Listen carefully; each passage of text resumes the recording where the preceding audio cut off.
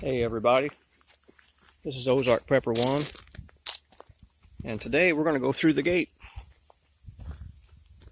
We're going to walk right through this gate and go right up the road. Yesterday I took care of the weed problem. We have a thing here in southeast Missouri called chiggers. They're a parasite, and you can't see them. And you usually don't know that you have them until you get home, because you start feeling a little itchy and you start noticing bumps. Then it's time to get the bleach out, or whatever you can get to kill them, and then prepare to be itchy for a couple days. Anyway, today let's talk about this subject. Is your family on board with what you're doing? And by family, you may have cousins, you may have uncles or siblings that live real close to you. They may be your neighbors. Are they on board?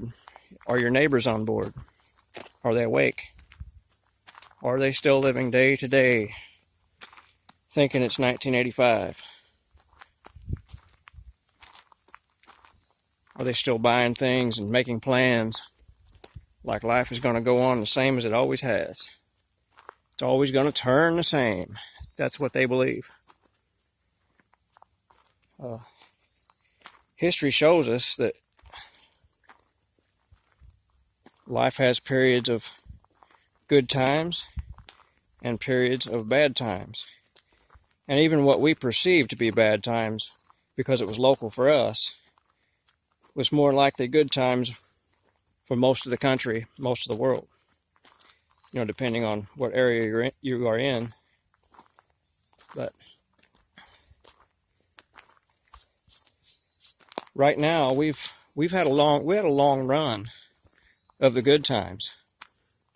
Even after September 11th, you know, we got hit pretty hard, and people were so asleep. They were so asleep then. Even when that happened, they like, those people must just hate us over there. And anybody with any brain function could look at that and see something was wrong. There's no way some old guy sitting in a cave somewhere just steaming because somebody over here's got a good life. Because there's people over there that have a good life. You want an example of that? Look up the country Bahrain and Kuwait, United Arab Emirates. Those people are living it up. They're living a nicer life than we will ever live. Extreme wealth. Back to the other topic. Is your family on board? Because when things go rock bottom and everything is on lockdown, you have the food, you have the gas put back, you have the generator, you have the solar panels, you have all those things. They didn't prepare. Well, in their mind, you did that for them. You know, you put back to make sure they're okay. And in many cases, that's what we do. A lot of us put back enough because we know those guys are coming. You know, you got nieces and nephews, you got cousins, uncles, and aunts that didn't prepare. They're not going to prepare no matter what you tell them. They're going to come pecking on the door, and their belly's going to hurt because they're used to eating buffets and going out to dinner 3 nights a week and just living it up. You know, and they put all their faith in the U.S. government and U.S. economic system, thinking it could never change. It's already changed. It changed a long time ago, and they've been propping it up ever since. those people are going to be kind of a nuisance in a way, because blood's not always thicker than water. Sometimes your biggest con artists in your life are your relatives. You know, a lot of times those are the ones that'll hurt you the worst. Those are the ones that say they care about you and love you, but then they'll go around your local town where everybody knows everybody, and they'll have something bad to say about you because you're the weird one that put back everything and didn't buy fancy things to impress anyone.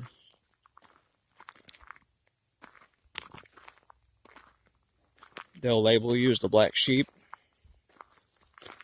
They'll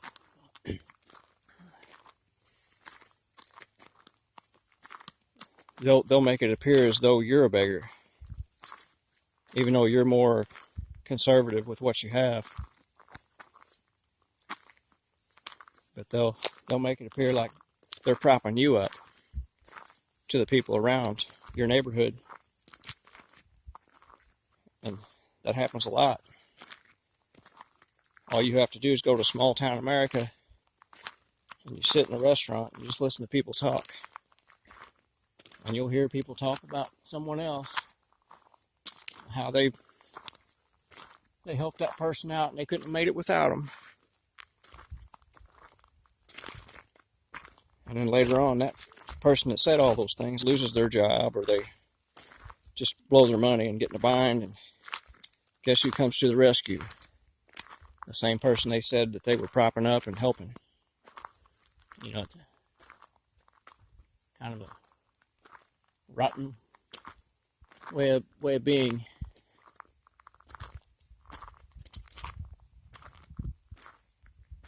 Yesterday, this road was completely like that, with that brush like that. Grass popping up everywhere, about knee high. I had to run over it about 3 times to knock it all down.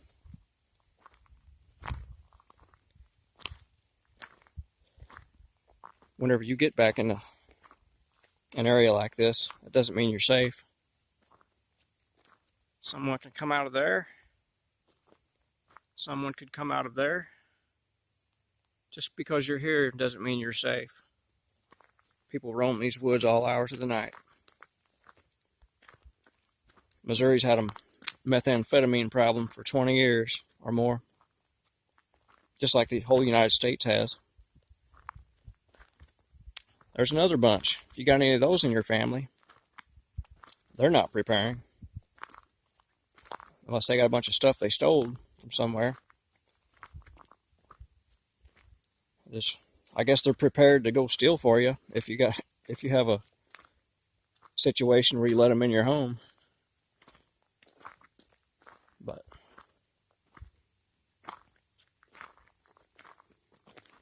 your family might be the one that gets you before the outsiders do. That's a hard pill to swallow for a lot of people. It happens every day. Talk to a real estate agent or an attorney who deals with wills and dividing property up. They will tell you. You'll see a brother and sister, or an uncle and a son, or whatever. You'll see all that. You'll see those people battle and wish each other dead. Something that you'd never would have imagined growing up.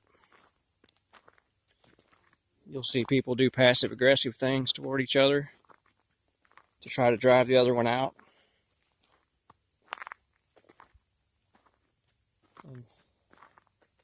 So don't put your faith in all your blood relatives. You have a few that you can trust. You know which ones they are. They're the ones that's never wasting your time, are always begging.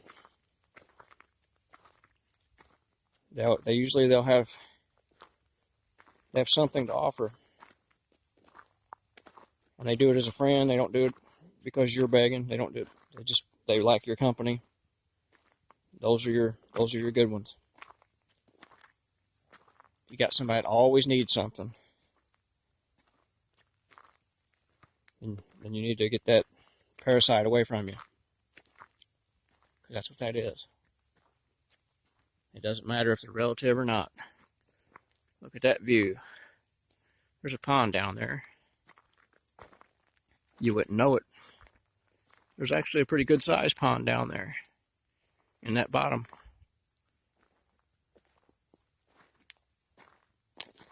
But so far I made a 10-minute and 45-second video. Now we're walking up to a barn. This is a barn that my dad built when he was in his 20s. When he was in his 20s. Let's say that was in the 60s. Okay. That's not the amazing thing. The amazing thing is he tore this barn down and moved it 20 miles when he was in his 40s. And brought it out here. And I believe he moved it out here in the year 1982,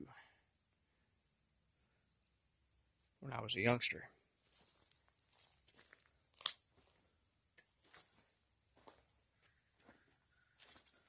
There's a pond over there. You may be able to see it looking through this barn here. But you don't think people's going to creep up in here, or if they haven't already? When things get bad? Guarantee you they will. Guarantee they have. They'll come out of those properties way over there. There's properties. As far as you see. Where I live, all of the people nearby thought it would be wise to log off all their property. They thought that was a good decision. And I took the other route. I said, no, I'm not going to do that. So I sent the loggers packing because they were going door to door. And I decided to keep what I have. Because to me, this is a once in a lifetime thing. Once in several lifetimes. You take all this away, you cut all this down out of greed just so you can line your pocket once. You've ruined it for a lot of other people just to give yourself a little bit of enjoyment on something you could just, if you just be a little more frugal with what you've got, you wouldn't have to do that. This is, I mean, look at this canopy over this road. This is the only clear spot, but it's because we have a tree that died. And see, I'll cut that up for firewood, and it'll still get used. I don't let anything go to waste. Here, I'll prove it. Let me show you a pile of firewood. And I don't let anything go to waste when it comes to that. Right over there is a pile of maple. Might be some cottonwood in there too. But those are from some jobs. I'll burn every bit of that this year. Or give it away to somebody that needs it. But you see, you got a canopy like this over the road. Most of the walk I just took you on, we were in the shade.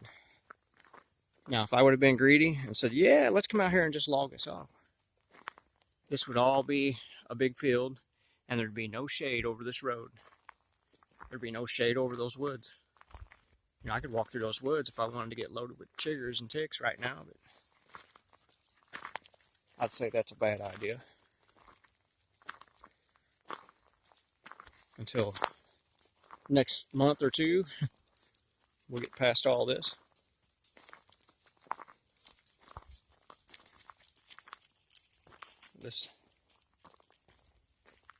This is what pays the price when man can't manage his economic situations and governments fail and people get greedy and They want to maintain their lifestyle. What pays the price is nature. It all boils down to nature and resources. Look at South America. Those people were living in poverty, and they started looking around and said, look at this rainforest. We just start cutting this down and selling it. And that's what they've been doing. And they said, oh, look, we get a lot of rain here. We can get rid of this forest and sell the lumber, and then we can just turn this into agricultural fields and sell the crops. And that's what they did. And as a result, nature pays a price.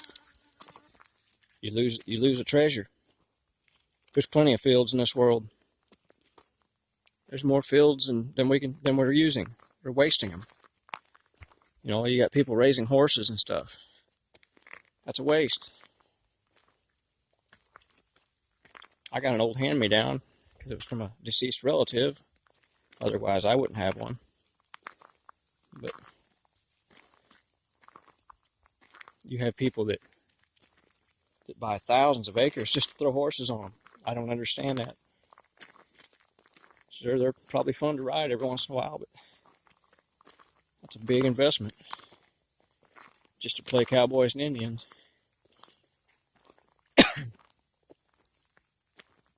Man, I rambled this time. We're up to 16 minutes and something. It's a pretty long walk, huh?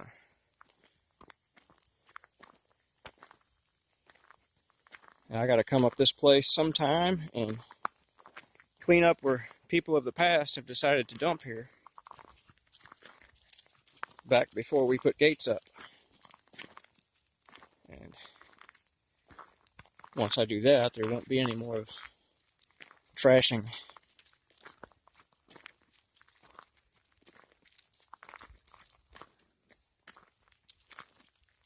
But this place is eerily quiet right now. I like it that way. That doesn't mean it's always going to be that way. When things get bad, you're going to have hungry people thinking that this is theirs. They're hungry. They want a deer off of this property. But there's got to be one in there somewhere.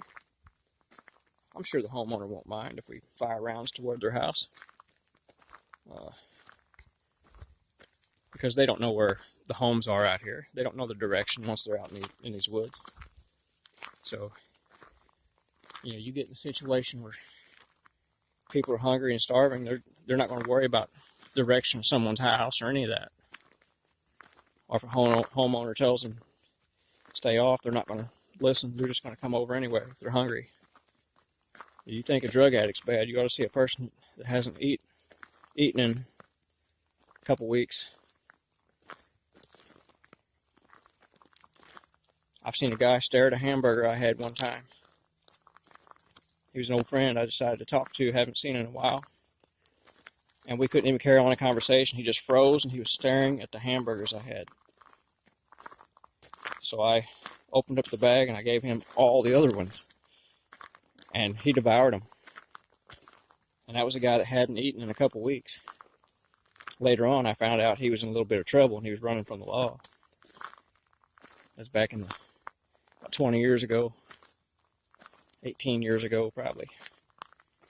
And that's just another little learning experience. You learn about the human mind and the human response. Sure have went off topic, haven't I?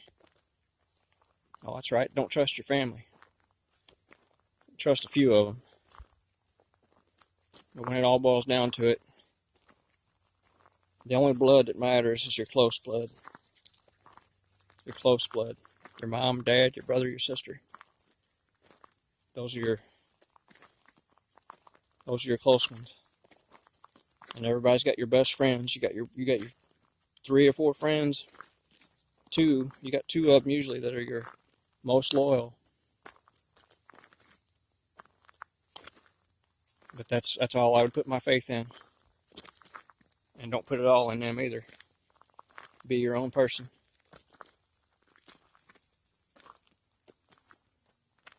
I don't claim to be a very smart person or have all the answers, so I do learn from my friends. I learn from a lot of YouTubers and a lot of other random sites you can learn from.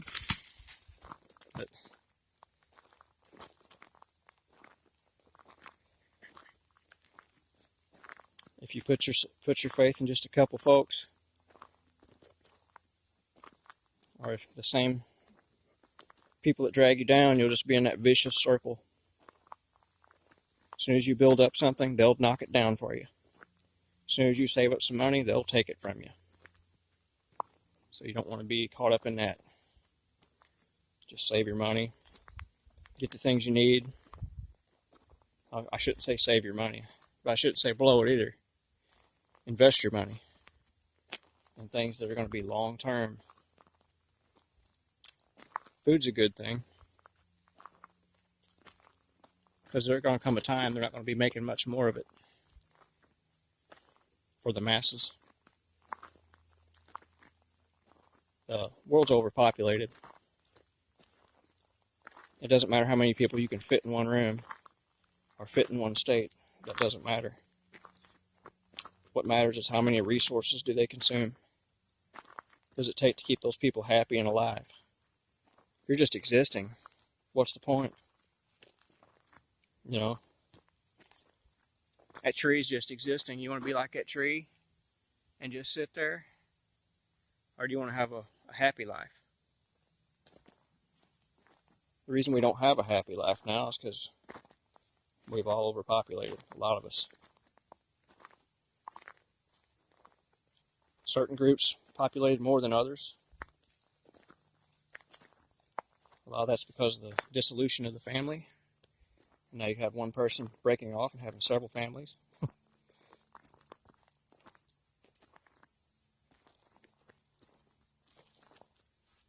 But I better get off here now. I'm up to 22 minutes. You guys all have a great rest of your week. Ozark Prepper 1, over and out.